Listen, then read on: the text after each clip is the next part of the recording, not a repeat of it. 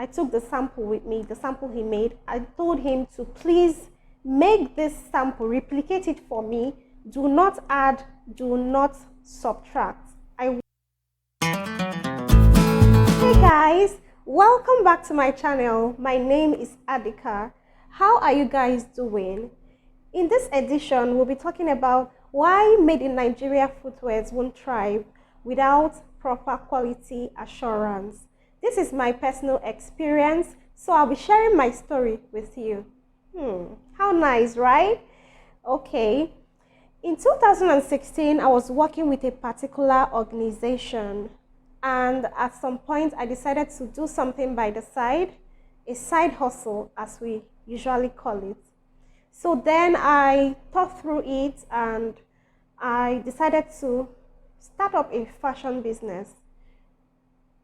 I would go to a market in Lagos, Balogun Market, select brands like Atmosphere, Zara, F&F and the rest. And then I would come home and take a good inventory. Of course, when you call it a business, proper inventory is very important. So I would record these clothes and take them to boutiques for a shop-in-shop business partnership. This means that I would give them these clothes and they would display it in their boutiques for an agreed commission. So I continued to do this. I was gaining from it until I decided to partner with ShopRite. So I approached ShopRite for this partnership, but they rejected my proposal because according to them, people might need to try on these clothes and they do not have a changing room for that. But they suggested that I bring footwears because people can try them on the hallway. So this business partnership required that I register my business name. So I went to corporate commission to do that. I registered my business name and thought of what footwear brand to sell, and I decided to patronize my country, Nigeria.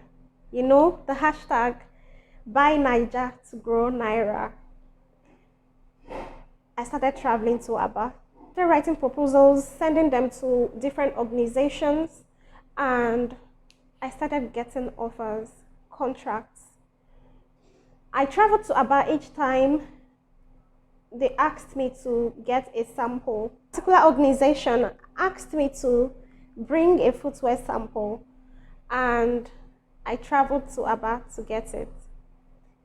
In Aba, I met a shoemaker and described what I would want him to do for me and told him that if you do it nicely and the organization approves it, I would come back to make more samples of this footwear.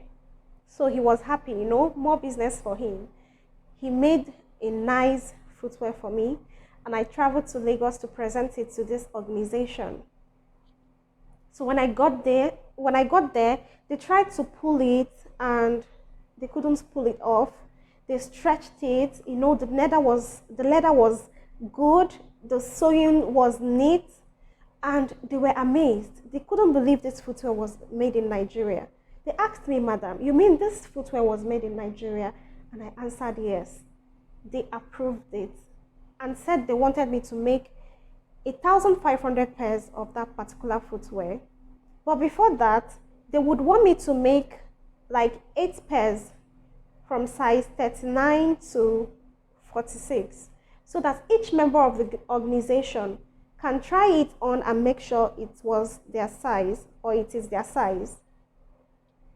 So I had to travel back to Aba again to get the 8 pairs. I traveled to Aba and met that particular shoemaker, and I asked him to make 8 pairs of the samples for me. This guy started telling me story, guys. He couldn't get the sole again, and how the sole is stock sole and it's very few in the market. And I asked him, but I told you that if they approve this sample, that I'll be coming back to make a lot of it. Why didn't you make it with readily available materials? At some point, I decided not to be angry, and he presented other souls for me, and I chose from it. So I made the 8 samples with a different soul and brought them back to Lagos. I said it to the organization. They rejected it and said they preferred the other soul. I tried to convince them that this soul is also nice and also of good quality, but they rejected it and said no, they wanted the first one. This was how I lost the contract. But I didn't give up. I continued to send out my proposals to different organizations, and at some point I got another contract to make 200 pairs of a particular footwear. So as usual, they asked for a sample, and I traveled to Aba to make it. So when I got to Aba, I met another shoemaker and asked him to, and described what I would want him to make for me. So he did, and it came out very nice. And I went back to Lagos again to present it to the organization, and they liked it. They approved it and asked me to make 200 pairs, and they paid me 70% of the money. So I traveled back to Aba again and asked this shoemaker to make this sample, replicate it.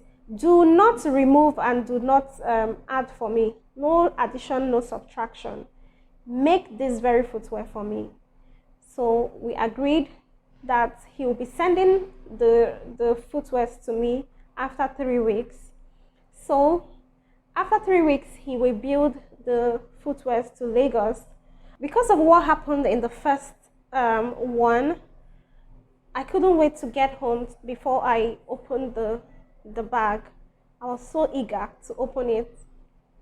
And when I did, guys, I was disappointed. God, I cried at the park. I opened it and he used a different leather, very inferior. The first one was far, far better than this. I didn't know what to do.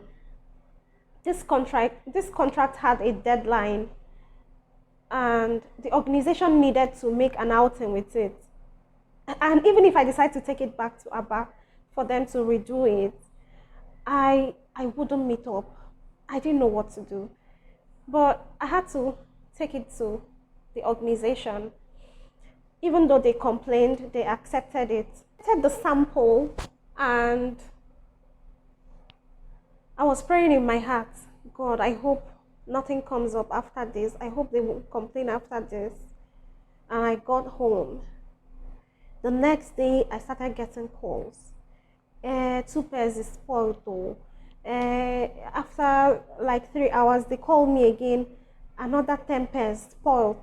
I didn't know what to do. They said the leather was pulling off from the sole.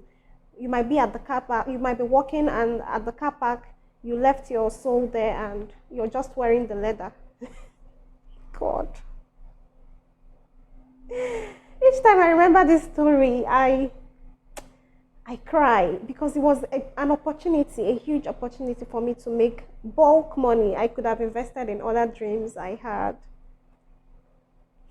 Guys, the remaining 30%, they first paid 70%. The remaining 30% went into repairs. So I would say I didn't gain anything from this contract. Why am I telling you this story? I am sharing my story for others who might want to venture into the business of made in Nigeria footwears. I want my story to serve as an eye-opener to them. It's for you to know that those men in Aba, those shoemakers in Aba, they don't send you. They don't send you. So if you would like to venture into such business, you have to be your own quality assurance officer or dedicate someone to it. You have to be on their neck for them to give you the quality you want.